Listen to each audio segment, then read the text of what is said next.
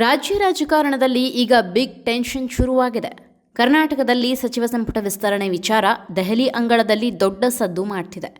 High command ಮುಂದೆ high voltage ಸಭೆ ನಡೀತಿರೋ ಈ ಸಂದರ್ಭದಲ್ಲಿ ಯಾರಿಗೆ ಸಂಪುಟಕ್ಕೆ ಎಂಟ್ರಿ ಸಿಗುತ್ತೆ, ಯಾರು ಔಟ್ ಆಗ್ತಾರೆ, ಮಾಜಿ ಸಚಿವರ ಲಿಸ್ಟ್ನಲ್ಲಿ ಏನೆಲ್ಲ ಬದಲಾವಣೆಗಳಾಗಿದೆ, ಕಂಪ್ಲೀಟ್ ಅಪ್ಡೇಟ್ಸ್ ಇಲ್ಲಿದೆ. ಹೌದು, ಹಿರಿಯ ಸಚಿವರ ಪಟ್ಟಿಗೆ ಹೈಕಮಾಂಡ್ ತೀವ್ರ ವಿರೋಧ ವ್ಯಕ್ತಪಡಿಸಿತ್ತು. ಒಟ್ಟು 11 ಮಾಜಿ ಸಚಿವರ ಹೆಸರನ್ನ ಫಿಲ್ಟರ್ ಮಾಡಲು ಹೇಳಿದ್ದ ಹೈಕಮಾಂಡ್ ಸೂಚನೆ ಮೇರೆಗೆ ಲೀಸ್ಟ್ ರೆಡಿಯಾಗಿದೆ ಎನ್ನಲಾಗ್ತಿದೆ. ಈ 11 ಜನರ ಪೈಕಿ 8 ಜನ ಸೇಫ್ ಆಗಿದ್ದಾರೆ. ಲಕ್ಷ್ಮೀ ಹೆಬ್ಬಾಳ್ಕರ್, ಶಿವಾನಂದ ಪಾಟೀಲ್, ಎಸ್ ಮಲ್ಲಿಕಾರ್ಜುನ್, ಚಲುವರಾಯಸ್ವಾಮಿ, ಶಿವರಾಜ್ ತಂಗಡಗಿ, ಬಿ ನಾಗೇಂದ್ರ, ಜಮೀರ್ ಅಹಮದ್ ಮತ್ತು ಮಂಕಾಳು ವೈದ್ಯ ತಮ್ಮ ಸ್ಥಾನವನ್ನು ಸೇಫ್ ಮಾಡಿಕೊಂಡಿದ್ದಾರೆ. ಆದರೆ ಎಚ್.ಕೆ. ಪಾಟೀಲ್, ಮಧು ಬಂಗಾರಪ್ಪ ಹಾಗೂ ಸಂತೋಷ್ ಲಾಡ್ ಈ ಬಾರಿಯ ಪಟ್ಟಿಯಿಂದ ಹೊರಬಿದ್ದಿದ್ದಾರೆ ಎನ್ನುವ ಮಾತುಗಳು ಕೇಳಿ ಬರ್ತಿದೆ. ಇದರ ಜೊತೆಗೆ ಮಾಜಿ ಸಚಿವ ಎನ್.ಎಸ್. ಬೋಸರಾಜು ಅವರ ಹೆಸರು ಹೊಸದಾಗಿ ಪಟ್ಟಿಗೆ ಸೇರ್ಪಡೆಗೊಂಡಿದೆ.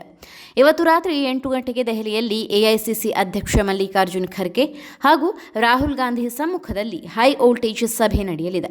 ಬದಲಾದ ಪಟ್ಟಿಯೊಂದಿಗೆ ಸಿಎಂ ಮತ್ತು ಡಿಸಿಎಂ ದೆಹಲಿಗೆ ದೌಡಾಯಿಸಿದ್ದಾರೆ.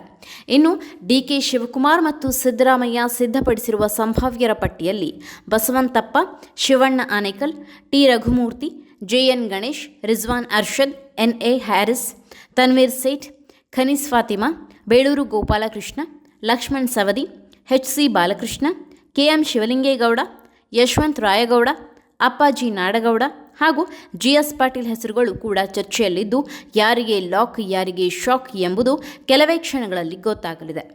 ಹಳೆಯ ಪಟ್ಟಿಯಲ್ಲಿ ದೊಡ್ಡ ವ್ಯತ್ಯಾಸ ಮಾಡದ ನಾಯಕರು ಹೊಸ ಮುಖಗಳಿಗೆ ಎಷ್ಟು ಆದ್ಯತೆ ಕೊಡ್ತಾರೆ ಮತ್ತು ಹೈಕಮಾಂಡ್ ಈ ಪಟ್ಟಿಗೆ ಒಪ್ಪಿಗೆ ಸೂಚಿಸುತ್ತಾ ಅನ್ನೋದನ್ನು ಕಾದು ನೋಡಬೇಕು. ಸಂಪುಟ ವಿಸ್ತರಣೆಯ ಈ ಗರಂ ಸುದ್ದಿಯ ಬಗ್ಗೆ ನಿಮ್ಮ ಅಭಿಪ್ರಾಯ ಏನು ಅನ್ನೋದನ್ನು ಕಮೆಂಟ್ ಮಾಡಿ ತಿಳಿಸಿ.